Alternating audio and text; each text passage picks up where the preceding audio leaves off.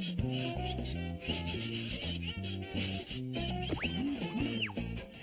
a big Binford welcome back to Binford's Tool Time. You may have noticed a little change at the set here. Well, Binford has to put his name on practically everything.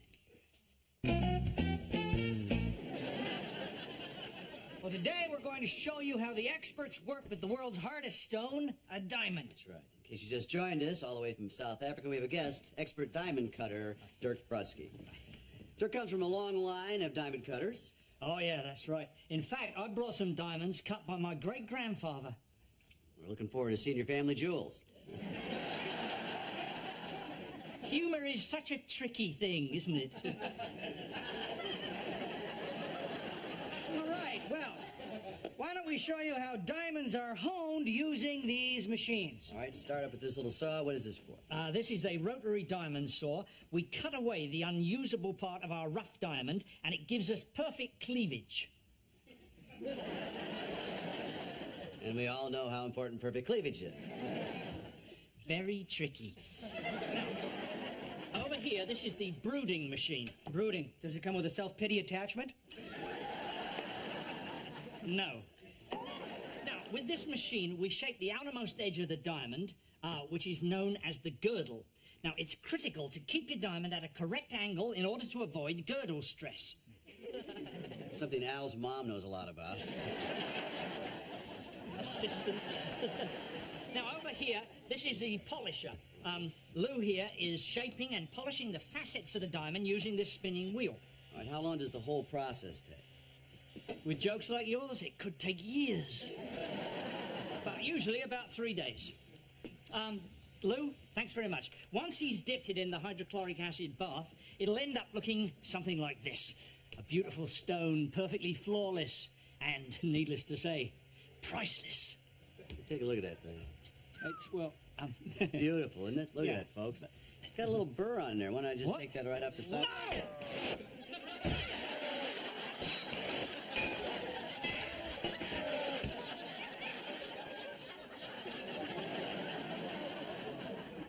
Lovely setting.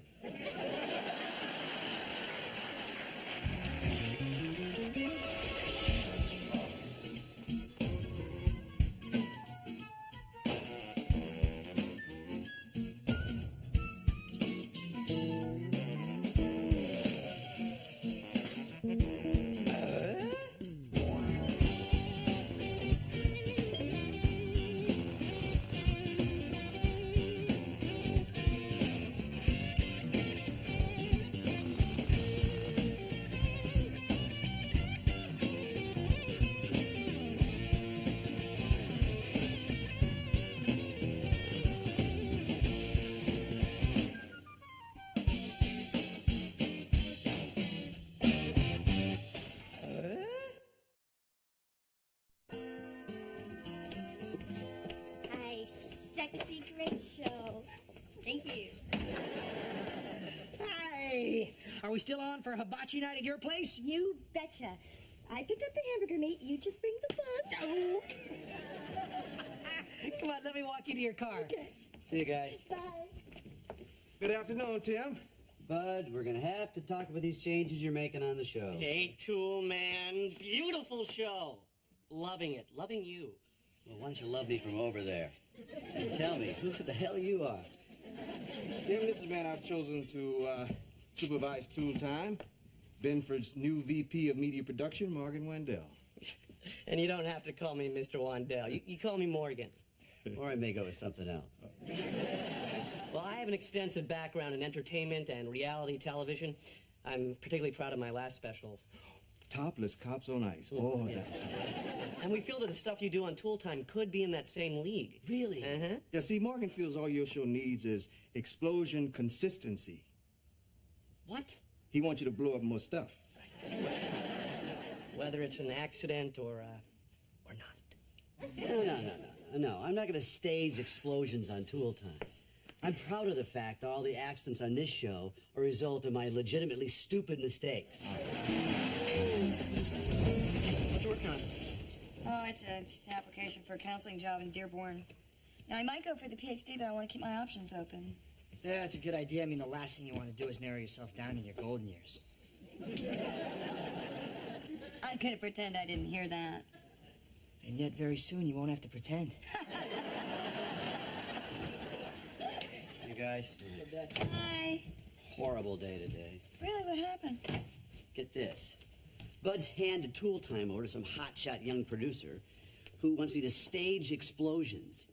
He wants more danger on tool time. More danger? You already have higher insurance rates than the Knievel family.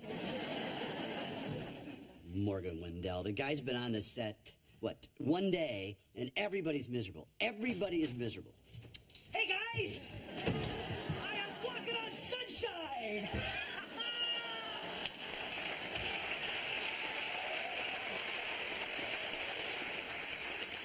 I guess he's crying on the inside.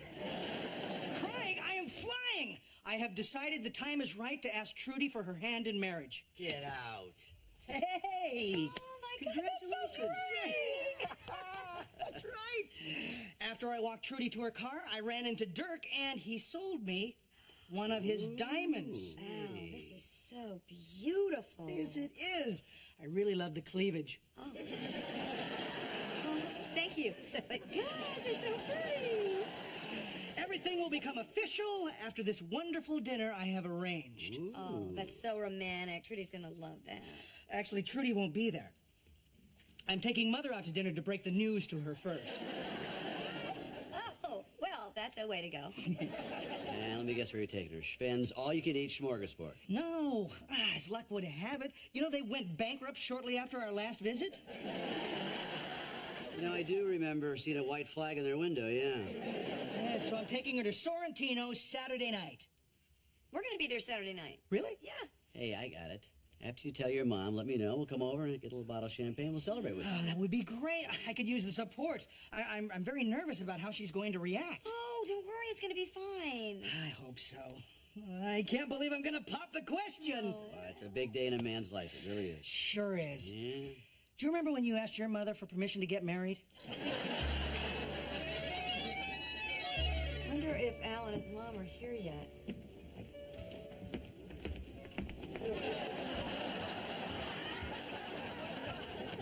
I'm guessing yes. Hey, Al. Hi, Alma. Good evening. Antonio, what are you doing here? I thought you were working at that French restaurant. I was traded for a chef and a waiter to be named later. I am so happy to see you. Really? No. I'm practicing false sincerity, so the bowling party will give me a big tip. Well, we're gonna need a few minutes here. Yeah, just some bread and water to start. How tantalizing. My God! Is that Gwyneth Paltrow? No, Antonio, that's still my mother.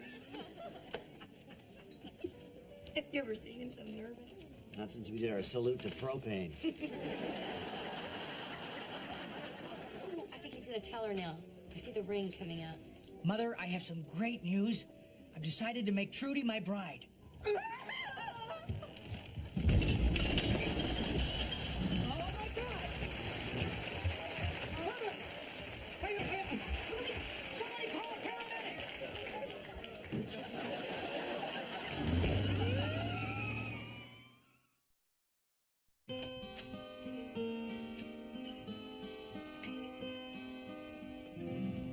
So sorry, Al. So am I.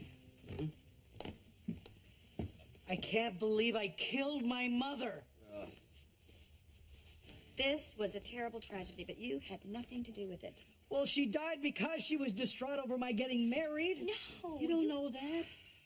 It could have been all the excitement at dinner. Look, let's be honest. Your mother was not in the best physical condition. The doctor said that she was a prime candidate for a heart attack. And I pushed her over the edge. No. You're being way too hard on yourself, Al. This is not your fault. And think of it this way. Your mom went the way she would want to go.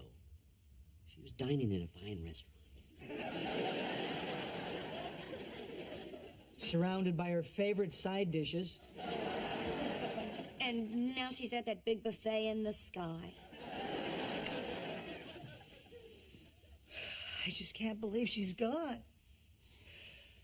No more do-si-doing at the senior center. No more harmonizing with Don Ho. Honey. Come on, buddy. You'll get through this. We'll be there for you, buddy. Oh, I'm so glad you decided to stay with us tonight. Would you like me to make you a nice cup of tea? Yes, I will. Okay. I can grill up some bratwurst. That would be nice. And about work, Al, you can take off all the time you need, okay, buddy? And if you need any help with the arrangements, we'll be glad to pitch in. Oh, thank you. Gosh, there are so many details. I have to notify the rest of the family. I have to find a minister. Oh, gosh, I have to buy Mother a burial plot. That could get pricey. Thanks for filling in for Al, Heidi. Oh, sure, anything to help. But, I'm a little nervous. You and Al work so well off each other. Oh, come on. You're going to do just fine. Hey, tell you what. Do you have any quirks or physical abnormalities I can make fun of? Yeah, I twitch when I get nervous. Your eye or something? Not exactly.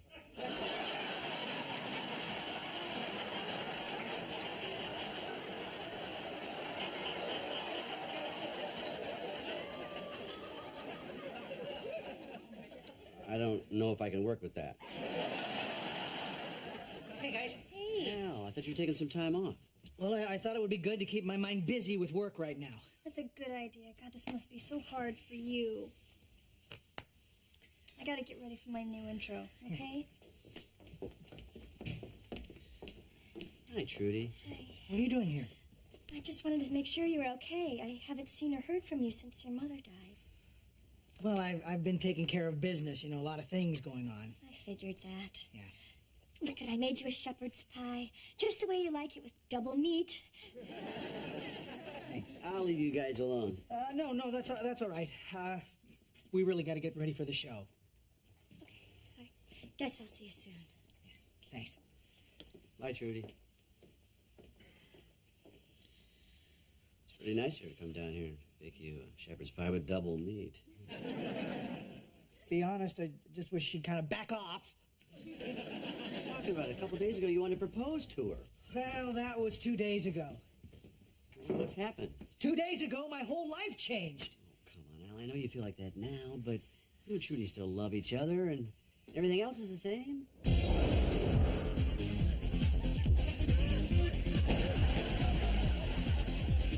Let's get ready to repair!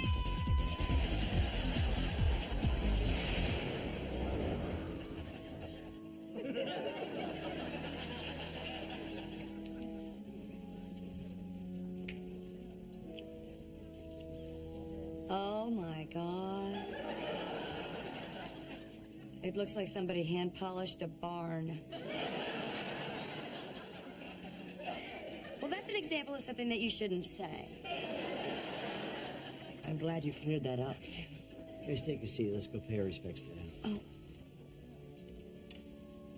Wow, Heidi seems really upset. I think I should go comfort her. Thank you guys for coming. You remember my brother, Cal? Cal, sorry about your mom. Thank you. hi, Cal. How are you? I'm trying to be strong. Well, you don't have to be. I mean, a funeral is for grieving. You're right. I wish I was in the casket with her. You're a therapist, right? Hi, Al. Hi, Trudy. It's quite a turnout. Your mother was obviously loved by a lot of people. Thanks.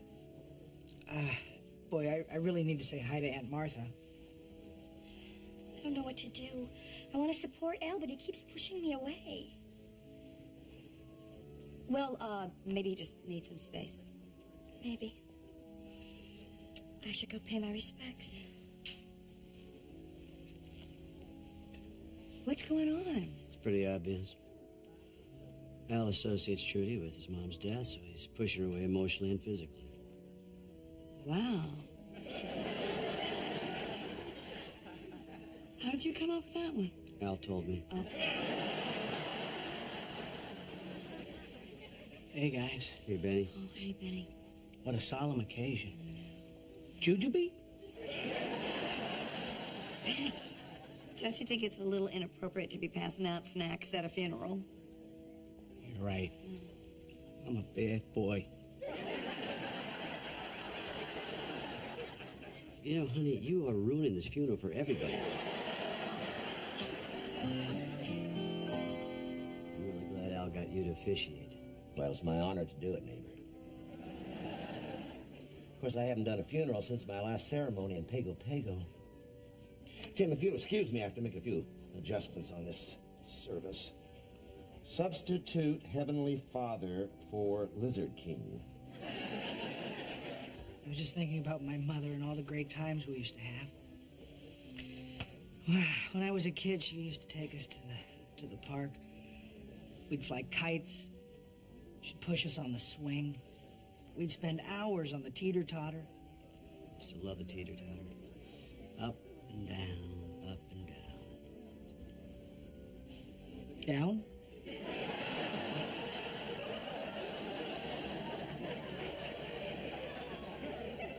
Well, they play it differently in different parts of the country.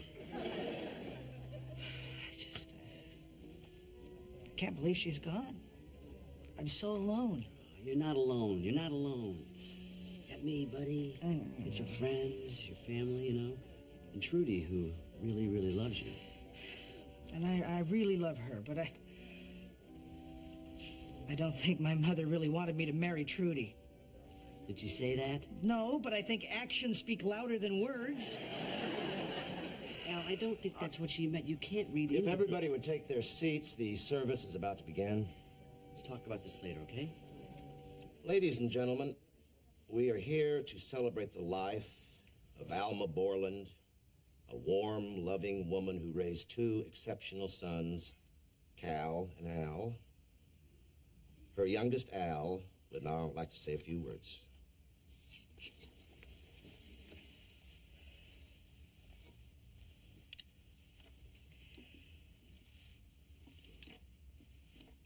My mother was a great lady. I'm sorry?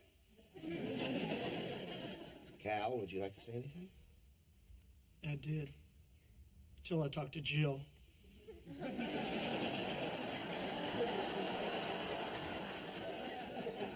Would anyone else like to say a few words to honor Alma?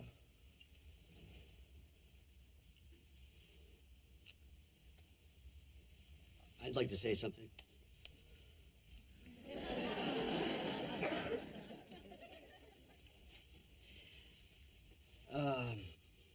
This is hard for me because, as most of you know, I've spent a lot of years making fun of Alma on Tool Time, but what you probably don't know is that she was, and there's no delicate way to say this, but she was a huge fan.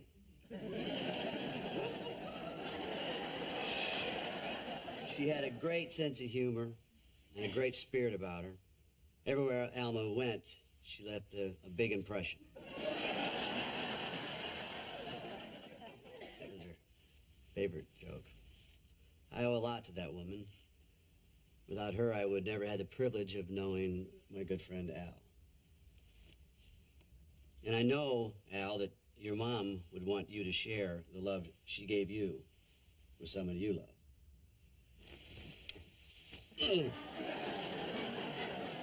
I didn't mean me. Thanks, Tim.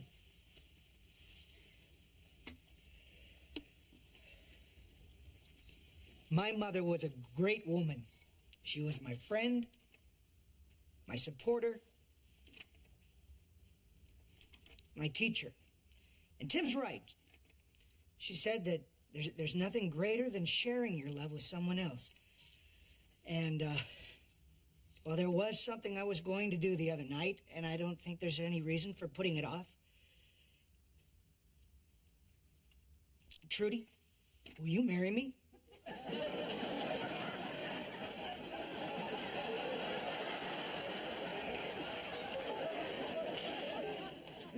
Perhaps I put you on the spot? Of course I'll marry you, Al.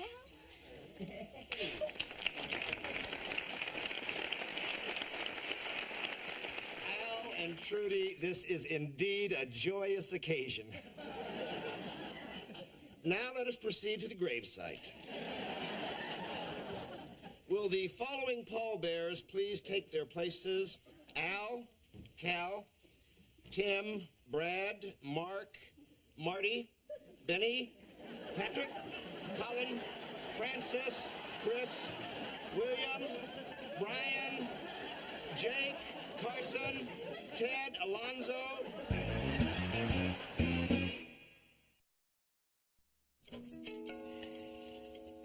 Hi, honey. Hi.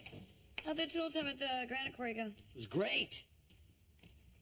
That new executive Morgan didn't drive you nuts? No. Before we left, I had Heidi make up a special map for him. He's halfway to Amish country by now.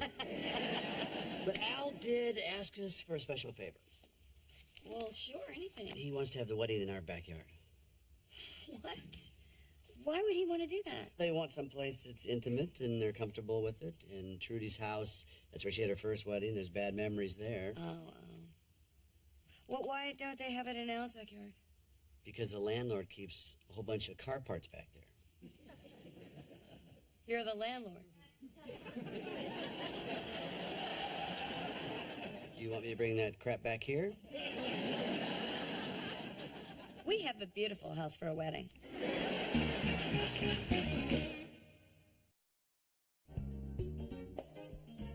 Hello and a big Binford welcome back to Binford's Tool Time. You might notice there's a few changes here in the set. Binford's puts the name There comes from a long line of diamond cutters. Ah, that's right, yeah. In fact, I brought some diamonds cut by my great-grandfather. Great. Maybe next we can show the family, show the baby.